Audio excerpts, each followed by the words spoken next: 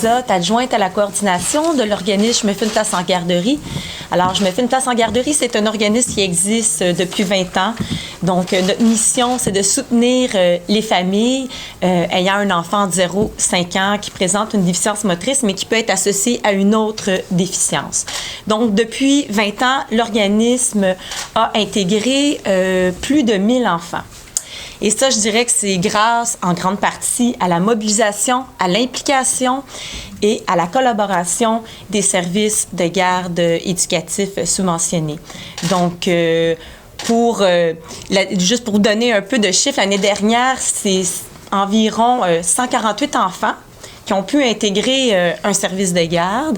Et ça, bien, c'est grâce à 132 services de garde, juste pour l'année dernière. Et en grande partie majeure, je dirais que c'est des centres de la petite enfance.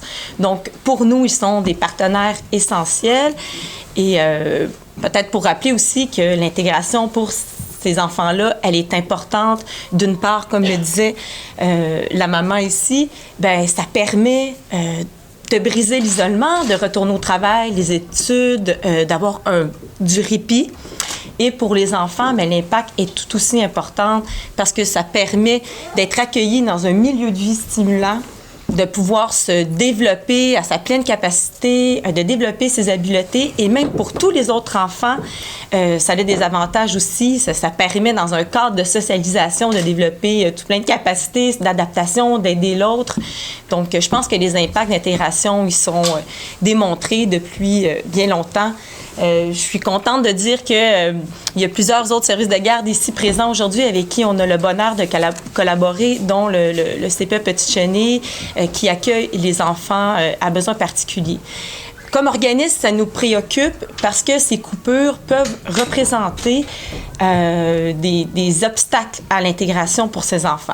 Notamment que ce soit au niveau des postes en soutien à l'intégration, conseillère pédagogique, accompagnatrice.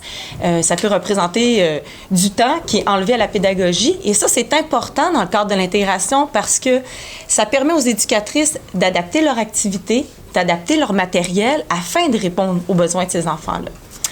Et aussi, on peut imaginer qu'au niveau aussi des ressources, ça fait en sorte que on a moins de temps pour communiquer avec les parents, moins de temps pour communiquer avec les partenaires, dont nous.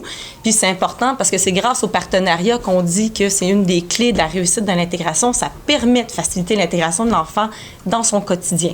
On comprend mieux c'est quoi ses besoins, on comprend mieux les recommandations, puis on essaie de voir comment tout ça se fait dans un contexte de milieu de vie, où il y a d'autres enfants et dans un groupe. Donc, on peut penser que ça, c'est des choses qui peuvent être remises en question, à savoir si ça va être encore possible de le faire. Et une de nos grandes préoccupations, c'est qu'on a peur que ces coupures engendrent une forme de discrimination auprès de ces enfants. Il y a déjà des services de garde qui commencent à nous mentionner qui doivent penser à l'intégration en termes de besoins, de niveau des besoins des enfants. Donc, pour s'assurer d'être en mesure de répondre à leurs besoins, on nous dit, je vais devoir peut-être choisir au niveau de l'handicap. Nous, ça nous préoccupe beaucoup parce que c'est sûr que nos enfants présentent bien souvent des déficiences motrices, des incapacités importantes. Et comme on veut que les enfants aient tous les mêmes chances de pouvoir fréquenter un milieu de vie stimulant, c'est le pourquoi que ça nous inquiète. J'aimerais rappeler aussi que les objectifs des services de garde du Québec, on dit qu'on doit accueillir les enfants, répondre à leurs besoins et tout ça dans une chance d'égalité. Et là, on pense peut-être que cette chance d'égalité va être remise en question. Alors, on espère que le ministre sera capable de considérer cet aspect-là et de ne pas s'éloigner de ces objectifs des services de garde au Québec. Voilà.